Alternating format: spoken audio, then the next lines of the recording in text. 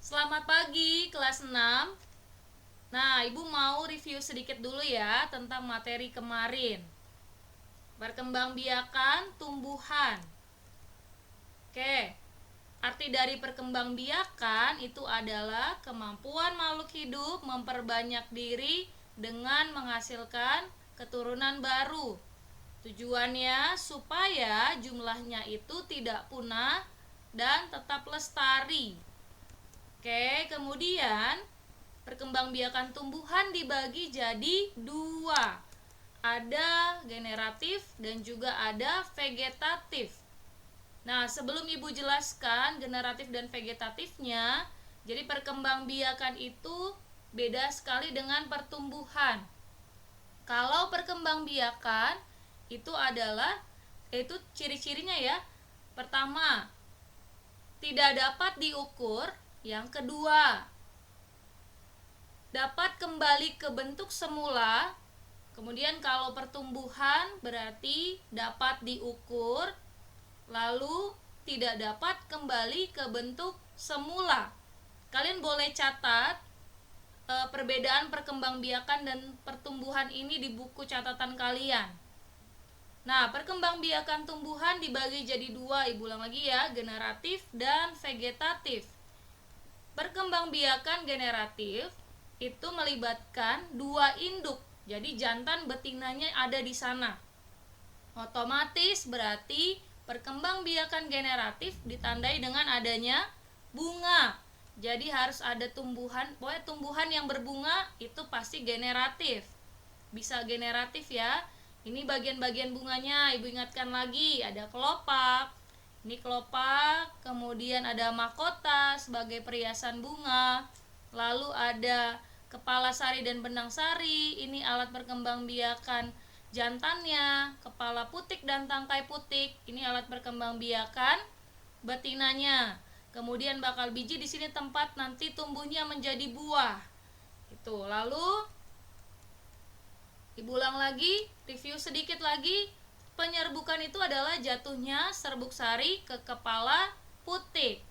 Oke, serbuk sari atau penyerbukan itu dibagi menjadi 4. Ada yang sendiri, tetangga, silang, dan bastar. Ibu mau jelaskan yang penyerbukan sendiri. Penyerbukan sendiri, Ibu ulang ya. Serbuk sarinya jatuh ke kepala putik pada bunga itu sendiri. Dalam proses penulisan atau pembuatan penjelasan dari atau arti dari penyerbukan sendiri, nanti penyerbukan tetangga, bastar dan lain sebagainya, kamu boleh pakai kata jatuhnya serbuk sari ke kepala putik. Itu dulu. Jadi kalau ada penyerbukan sendiri apa artinya? Kamu ingat pakai kata jatuhnya serbuk sari ke kepala putik pada bunga itu sendiri. Lalu penyerbukan tetangga, ingat pakai kata jatuhnya. Jatuhnya serbuk sari ke kepala putik pada bunga lain, tapi masih satu tumbuhan. Gitu ya. Kita lanjut, kemudian penyerbukan silang. Ingat pakai kata jatuhnya. Jatuhnya serbuk sari ke kepala putik pada tumbuhan yang berbeda. Ini karena potnya beda nih, di tempat yang beda, makanya disebut tumbuhan yang berbeda, tapi masih satu jenis, sama-sama satu bunga matahari, atau ada lagi nanti sama-sama bunga kertas dan lain sebagainya. Kemudian penyerbukan bastar. Penyerbukan bastar pakai kata jatuhnya.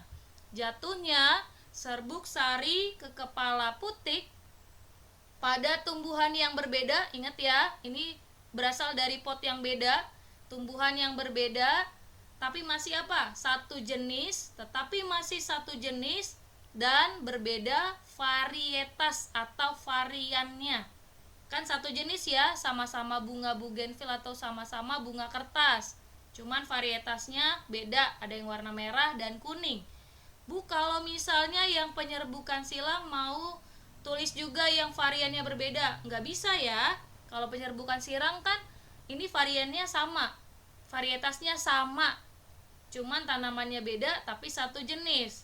Oke, kemudian Ibu mau review lagi perantara penyerbukan nih. Ada bantuan hewan, manusia, angin, dan air. Diingatkan lagi ya, nanti ibu tanya di sesi kedua. Oke, kalau di bantuan hewan berarti bagaimana caranya? Ini harus ada ciri-ciri bunga yang supaya menarik perhatian hewan. Berarti warna mahkotanya harus mentereng nih, mencolok. Kemudian berbau khas, jadi bisa tarik serangga untuk datang. Ada kelenjar madunya. Lalu kepala putiknya tersembunyi sehingga harus dibantu oleh serangga. Kemudian penyerbukan yang dibantu sama manusia berarti karena itu adalah karena struktur bunganya yang sangat rumit atau unik. Terus sulit juga mengeluarkan serbuk sarinya. Jadi harus dibantu nih sama manusia. Bantuan angin. Ingat ya, kalau angin berarti serbuk sarinya itu akan kebawa oleh angin.